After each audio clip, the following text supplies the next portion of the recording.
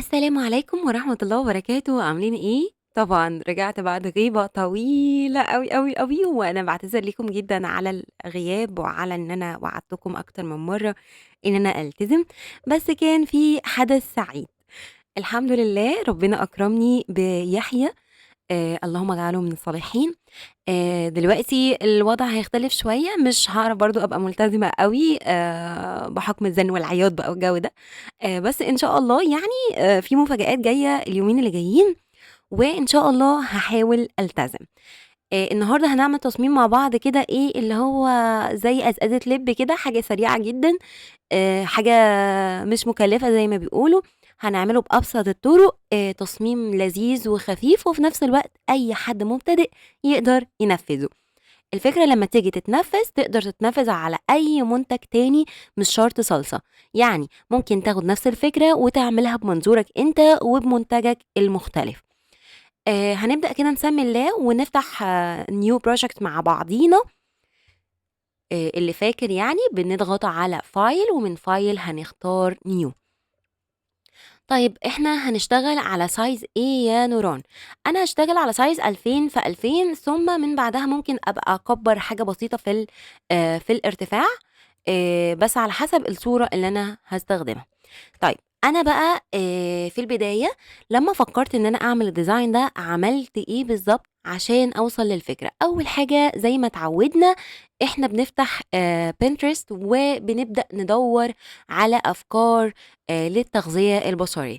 طبعًا أنا عايزة منتج غذائي، فباعمل إيه، باكتب مثلًا food ads مثلًا أو أي حاجة، ممكن أكتب ads مثلًا design وأستلهم منّه أي تصميم عاجبني.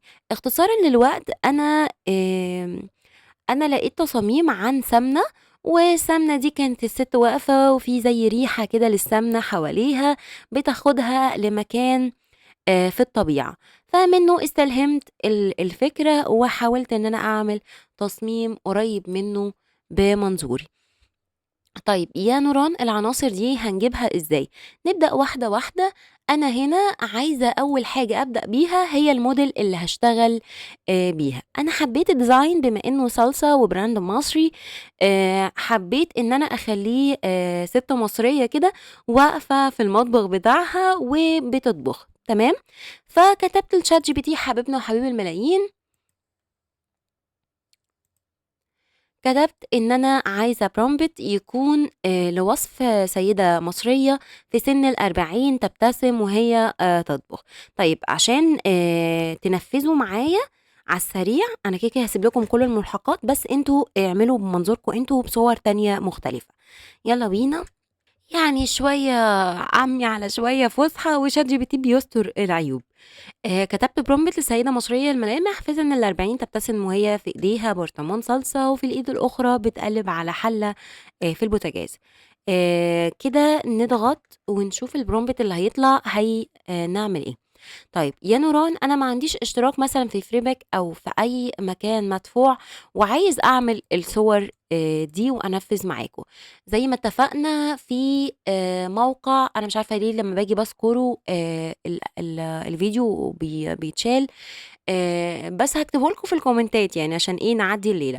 بتدخلوا عليه بتغيّروا الVPN بتاعكم ل دولة أمريكا، وبعدها أهو تمام، بتختاروا هنا، وبعدها بقى بتدخلوا على الaccount، تعملوا يعني إيميل عليه، وهاسيبه لكم بس في الكومنتات عشان ما يحصلش مشكلة للفيديو.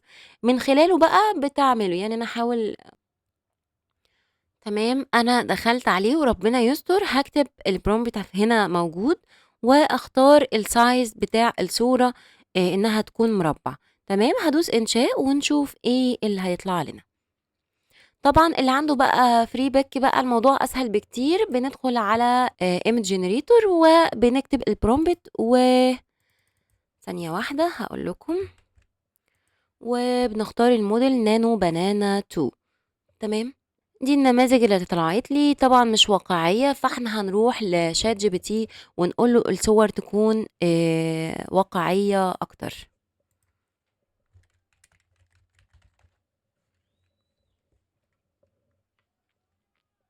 بنفضل نجرّب كده أكتر من prompt لحد لمّا يطلع لنا إيه، حاجة مناسبة، يعني مش شرط من أول مرّة يطلع لكم، فما تُحبطوش.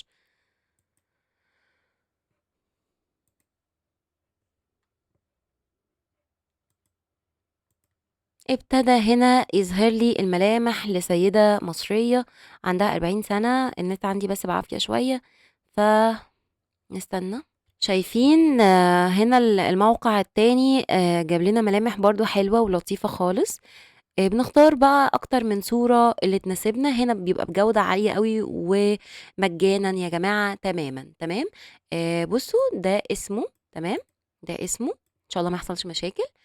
نقفل الVPN ونرجع نشتغل على FreeBic أنا هاكمّل عليه. بُصّوا الملامح مصرية أهي، وأنتم لو عايزين محجبة بتكتبوا مع الحجاب، تمام أوي كده، تمام. طيب يا نوران أنا عملت الصورة وليكن مثلًا هي دي الصورة، هنحطها في المكان اللي هنشتغل عليه. sorry يا جماعة وأنا بافتح الproject ما طلعش بالpixel فننتبه للموضوع ده عشان ما يبوظش المشروع معانا. إحنا هنعمله على الpixel 2000 و2000. تمام كده، تمام. هنسحب بقى الصورة بتاعة الmodel اللي إحنا عملناها ونحطها هنا، تمام أوي. الفكرة زي ما أنا قُلت أنا عايزة الملامح المصرية دي والصلصة وكل حاجة أحافظ عليها، بس المطبخ أنا مش حاساه أوي مصري فهاغيّره. هاحتفظ بس بالبوتاجاز والباقي ده كله هالغيه.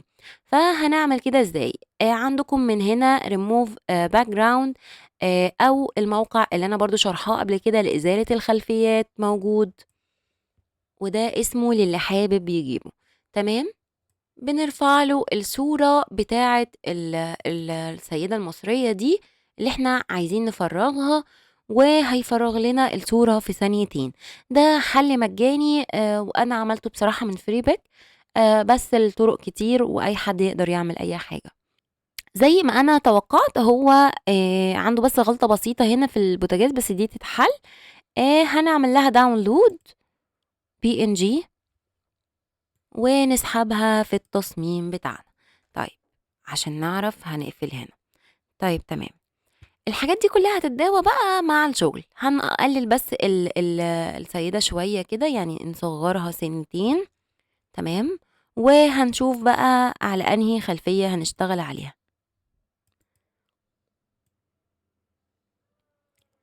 أنا جِبت الخلفية دي، تمام، هنشتغل عليها، جِبتها إزاي؟ برضه من ChatGPT كتبت مطبخ مصري من غير البوتاجاز، تمام، عشان ما يبقاش في 2 بوتاجاز في الصورة.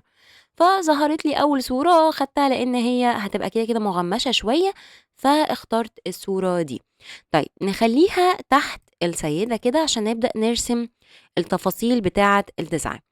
طيب أنا هنا عايزة الست دي يبقى من الجنب هنا كده في علامة قلب مثلًا أو حاجة كده تاخدها للطبيعة عشان نبيّن إن المنتج ده من خير الطبيعة يعني. فهنعمل ده إزاي ويبقى لايق على الموضوع من غير ما يبقى fake. أنا شايفة هنا في الحلة في بخار أو دخانة بتاعة الحلة مش عارفة اسمها إيه. فهنكتب دخان أو بخار على FreeBic طبعًا مجانًا ممكن تلاقوا الملحقات دي وأنا هاسيبها لكم. فطلع لي نماذج كتيرة أوي لقلوب جاهزة زي دي، بس أنا بصراحة حسيتها over أوي على إن أنا أستخدمها فما استخدمتهاش. استخدمتِ إيه يا نوران؟ استخدمت mix بقى كده إيه، شوية حاجات كده على بعضها بس عجبتني. مثلًا أنا اخترت ده وجيت أجرّبه هنا عشان أفصل بيه الخلفية، وبعد ما خدناه هنا بنعمل إيه، بندوّر على كلمة normal اللي هي تبع الmood يعني وبنختار الmood مثلًا screen، تمام، اخترت screen ونزّلته شوية إن يبقى طالع من الحلة. طيب أنا حاسّاه الوضوح قليل أوي، فمش هنعرف نرسم عليه الشغل اللي إحنا هنعمله بعدين.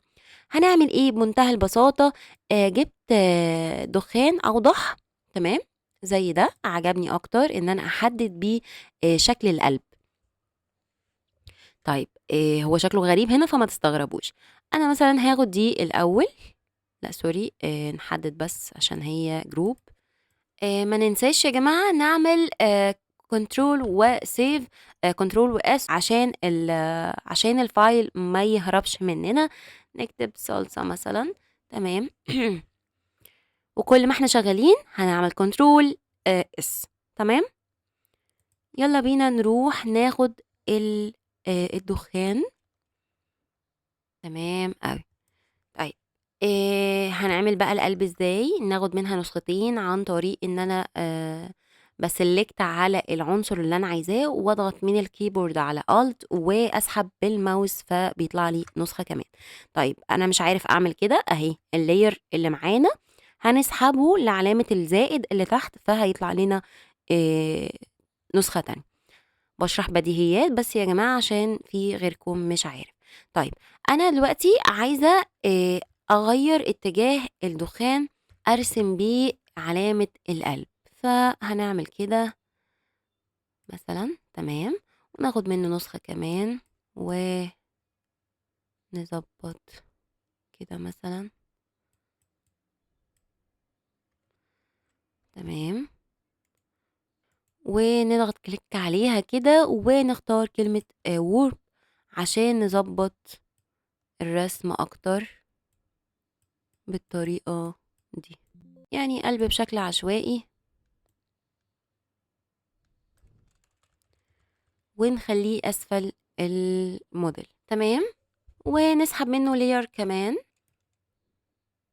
عشان يبقى طالع من الحلة بالشكل ده، تمام. انتوا بقى ظبطوها كده ببطء عشان انا بشرح بسرعة، تمام. هنا بس في ديفو فهنمسحه، نضغط على الدخان ونعمل ماسك من هنا ونروح بالبراش السودا ونسلكت او نمشي بيها كده عليها عشان يحذف اللون الزيادة، تمام، تمام. طيب يا نوران إحنا عايزين هنا نعمل بقى الفكرة اللي هي هتاخد التصميم في مكان تاني خالص بسهولة. بشكل عشوائي كده إحنا هنحط هنا صورة مزرعة بتاعة طماطم. كتبت برضه على ChatGPT فأخدت الprompt وطلّعني عشان بس اختصارًا للوقت، طلّع لي صور كتير، أنا اخترت ده، تمام. هنصغّر الصورة شوية. ممكن نكبر كده مثلا ونخليها أسفل الدخان بشكل عشوائي كده. هندوس على علامة الماسك دي ونروح للفرشة باللون الأسود ونكبر شوية، تمام هي كبيرة. نبدأ بقى نمسح الديفوهات والحاجات الزيادة اللي احنا مش عايزينها من الصورة. احنا عايزين الصورة دي تبقى جوه القلب، لا جوه القلب حرفيا يعني. فنمسح نمسح نمسح بالطريقة دي. إحنا في البداية قُلنا كان في ديفو هنا في قص الصورة عند البوتاجاز، فنعمل إيه، نجيب الصورة الأصلية اللي هي بتاعة البوتاجاز ونخلّيها فوق ونselect على الجزء اللي بايظ ونعمله mask، تمام. ونخلّيه تحت الصورة المقصوصة. بس نضبّط بقى إيه، المكان كده على السريع ونصغّر سِنّة. فاهمين أنا باعمل إيه والّا أنا تايهة والّا إيه اللي بيحصل؟ طيب، أوكي. طيب سريعًا كده قبل ما الباشمهندس يحيى يصحى ويبوّظ عليّا الفيديو. أنتم هنا ضبّطوا الدنيا أكتر وخلّوا في وضوح أكتر لصورة الطماطم لو عايزين. أنا سريعًا كده عايزة أحُط إضاءات عشان أبرز اللون اللي جوّه القلب، تمام. فدي بتتعمل بأكتر من طريقة، ممكن بالبراش عادي نختار لون أصفر عذرًا وnew layer ونحط نقطة، تمام. النقطة دي بقى نمددها سِنّة كده ونبدأ نعملها كأنها light كده إضاءة للقلب. وممكن بقى نختصر ونكسّل عن كل ده عشان أنا هاعمل منها أكتر من layer.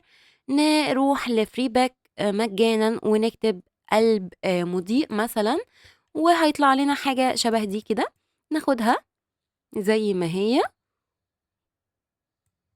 ما تتخضّوش ولا تقلقوا، معاكم نوران. تمام. هنروح لكلمة normal من هنا ونختار screen وننزلها تحت كده، لأ فوق الصورة بتاعة المزرعة. تمام. طب يا نوران هي لونها أحمر، أنا مش عاجبني الأحمر، ما بمنتهى البساطة شايفين العلامة دي، هنختار illustration ونعمل clipping mask من هنا إنها تبقى لازقة فيها يعني، ونبدأ من هنا نغير في الألوان بقى، اعملوا اللي انتوا عايزينه، أنا مش فاضية. تمام. دلوقتي انتوا فهمتوا الطريقة وظبطوها انتوا. الفيديو ده برعاية ان انا دلوقتي بقيت ام ومش فاضية، ففي الانجاز تاهت مني تفصيلة ما حدش يكتبها لي، انا هعمل نفسي من بالها، اعمل انت كمان. يلا بينا. طيب انا هنا الخلفية حساها كده مشتتة الموديل ومشتتة التفاصيل، فعايزة اخلي فيه بروز على السيدة مع المنتج بتاعنا. اعمل ده ازاي يا نوران؟ سريعا سيلكت على الخلفية بتاعة المطبخ، ونروح لفلتر من هنا ونعمل بلور من هنا، وممكن موشن عشان نديها سنة حركة بقى كده. تمام. فممكن نقلل بس الحركة سنة كده، ماشي حلوة كده 42. أنا بالنسبة لي كده تمام جدًا، بس أنا عايزة أزوّد إضاءات ورا السيدة، ففوق الlayer بتاعة الخلفية هنضغط new layer، طبّقوا معايا عشان مش هيطبّق هازعل منّه. ندوس على البراش ومن البراش نختار اللون، أنا حابة مثلًا لون على أحمر سِنّة. تمام. عارفين أحمر الطوبي ده؟ أيوه هو ده. بس أنا عايزة اللون الأحمر ده يبقى فوق برضه لبس السيدة كده، ندّي ضَي لطيف، ما تتخضوش من اللي هتشوفوه. ونختار لون مثلًا أغمق منّه زي البني المحمر سِنّة ونعمل كده. طَب إيه العك اللي إحنا عملناه ده؟ يالّا ثانية واحدة ونضبّط كل حاجة، نروح لفلتر ومن فلتر نروح على gradient blur من هنا، وشُفتوا بقى، شُفتوا الحركة، شُفتوا؟ يعني مش محتاجين بقى إيه، أقول لكم إن حلاوتها في بساطتها. فعملت منها layer تانية إزاي يا نوران؟ سحبتها لعلامة الزائد. تمام. نضغط عليها ضغطة كده عشان نعمل كليك يمين ونختار زاوية 180، فنطلعها فوق كده يا بني آدمين. وزن وقافية. المهم إحنا كده تمام بالنسبة لنا كل حاجة perfect، مش أوي بس perfect.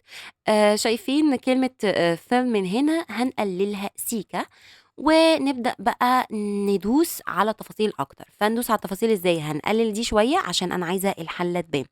طيب الإنارة اللي هي عين البوتاجاز، لأ مش أختك الصغيرة، عين البوتاجاز بتاعة بوتاجازنا الطبيعي عادي جدًا الجماد. تمام. إحنا عايزين نزوّد الإضاءة سِنّة عشان يبان كده إيه يعني. يالّا نشوف هنعمل إيه. كتبت على فري بيك حبيبنا حبيب الملايين مجانًا على عين بوتاجاز. تمام. أو نار البوتاجاز، بالعامية والله يا جماعة. هاختار اللي زاويته مناسبة ليّا وأسحبه كده على عمّو فوتوشوب. بعد ما سحبناه على عمّو فوتوشوب هندوس enter ونضبّط المقاس ونختار screen من هنا. نعمل zoom عشان تفاصيل أكتر وأنتم ضبّطوها يا جماعة، أنا هابقى على السريع. تمام. عايزين بقى هنا إيه، ندّي واقعية، طبعًا ما ينفعش كده لإن العين كده طالعة من الحلة، فنعمل إيه، نضغط على الlayer بتاع النار ونضغط على mask، ومن الmask هنروح للبراش ومن البراش لون أسود، أنتم حفظتوا التركاية دي. نصغّر الsize عشان نتحكم أكتر. أنا هنا هامسح معالم العين شوية عشان العين بتاعة البوتاجاز تبقى واضحة أكتر، أنا بس كل اللي محتاجاه إضاءة. تمام. يالّا هنبدأ نمسح عشان تبقى كأنها تحت الحلة بتاعة الصلصة. أنا حاسة إن أنا رغاية، معلش. المهم دلوقتي كده تمام، العين بقت زي الفل، زي الفل، واقعية، واقعية، واقعية. مشّي حيلك. هنضغط على هنا ومن هنا illustration وclipping mask من هنا. هنبدأ بقى إيه، نعدّل على اللون سِنّة، أنا عايزاه أزرق بس محمِر كده، يعني إيه، وكُلّه هيتضبط بالفلاتر يعني بعد كده. وعايزة بس أقلل اللون سِنّة، يعني أدوس على الفيل كده وأقلل اللون من الlayer بتاعة النار. تمام. تمام. إحنا بقى يا نوران هنا عايزين نحط الlogo، أنا كتبت أي كلام فتحت الفايل بس عشان أشوف أنا عاملة إيه.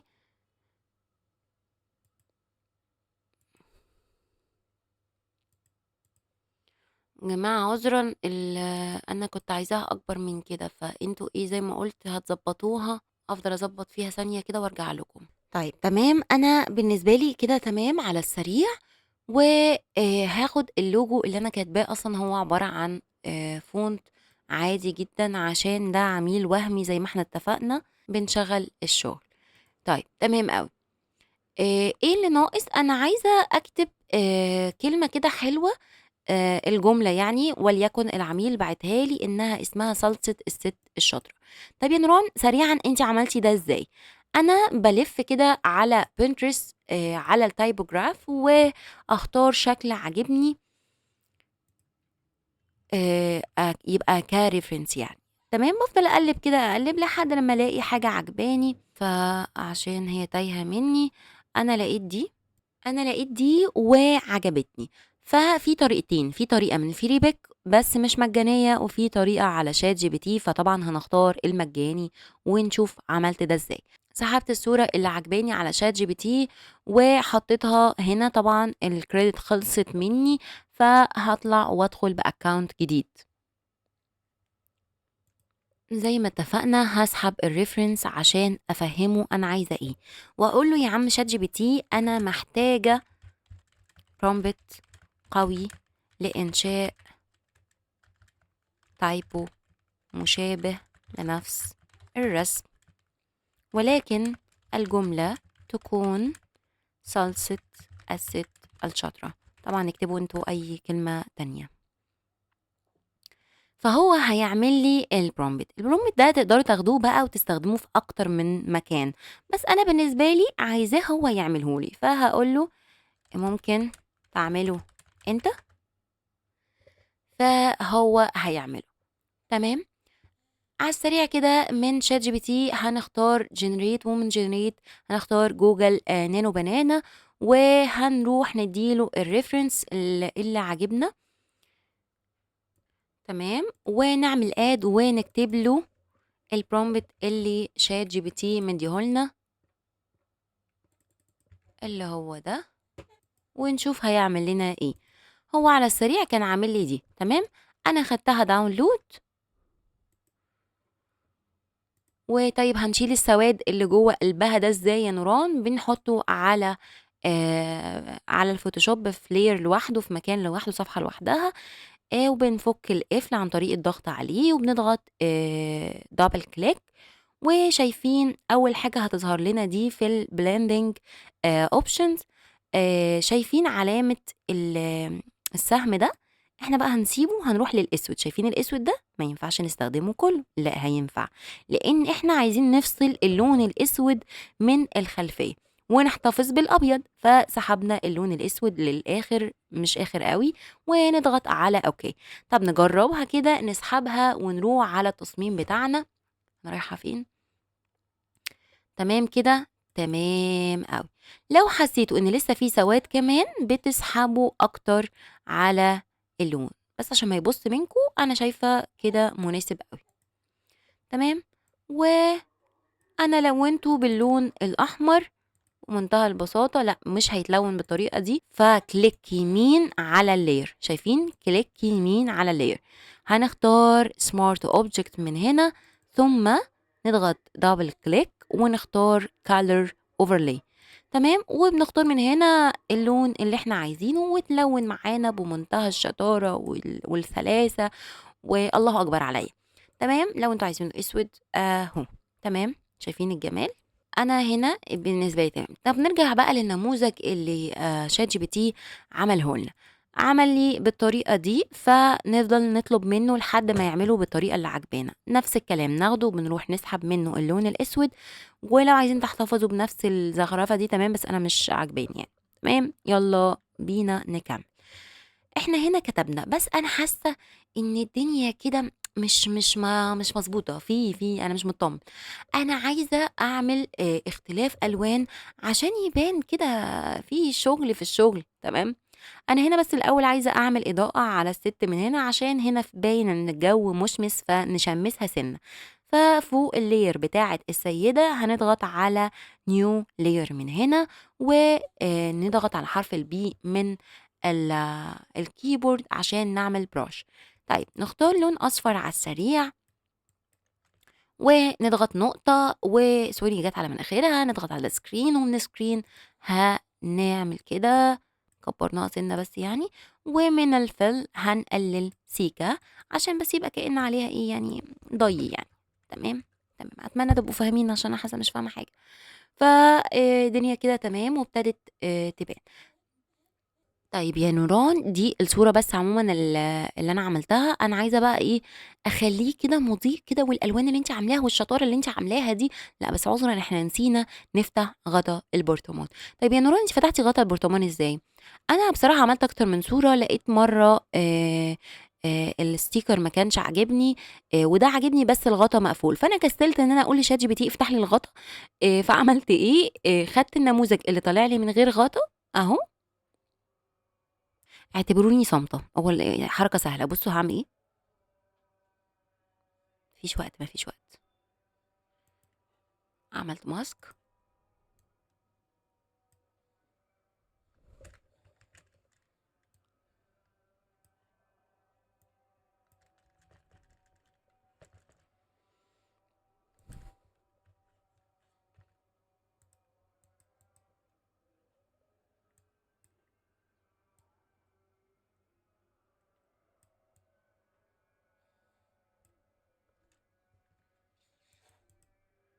شُفتوا الشطارة، شُفتوا الجمال، يالّا بينا.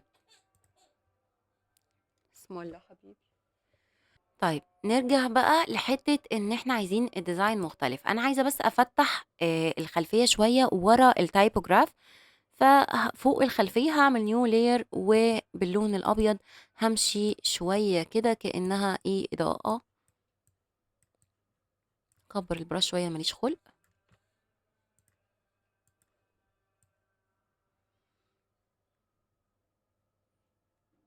تمام أوي كده. إحنا بقى الحركة دي إحنا يعتبر خلّي بالكم إحنا خلّصنا تصميم يعني الله أكبر علينا.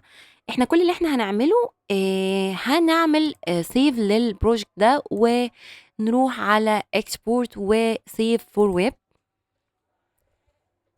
ونسحب الصورة اللي عملنا لها save من هنا. نفُك القفل ونعمل منها layer كمان ونضغط على فلتر ومن فلتر كاميرا رو فلتر.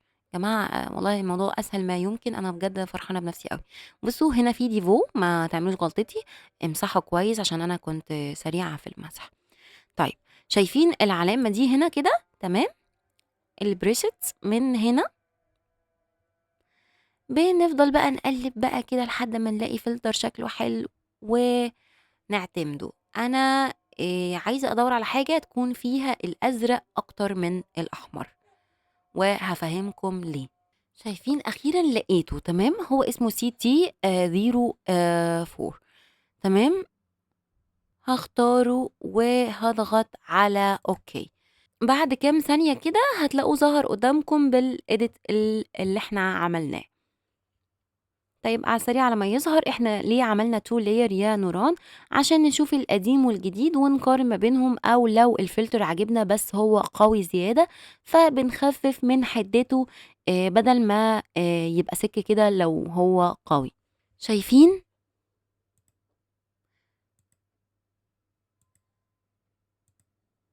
طيب أنا هاعمل حاجتين تمام، إيه بقى هُم الحاجتين؟ أول حاجة هنا هاعمل mask على الفلتر الجديد زي ما قُلت هو قوي بزيادة، فإحنا هنخفف في أماكن معيّنة حدة اللون. أنا مثلًا السيدة عايزاها تبقى واخدة الطابع بتاع الخلفية إن هو مُبهِج وإضاءة عشان نفصل عنها عن إضاءة المطبخ، كإنها في مكانين يعني، فاهمينّي؟ فهاضغط X عشان أغيّر من هنا اللون وأعمل كده، أتحرّك على اللون شوية بس عايزة أكبّر شوية كده. شايفين أنا عملت إيه؟ أنا عايزة أظهر إن الدنيا هنا مضيئة شوية في الاتجاه ده، وهنا اللون باظ منّي فنضبّط أكتر.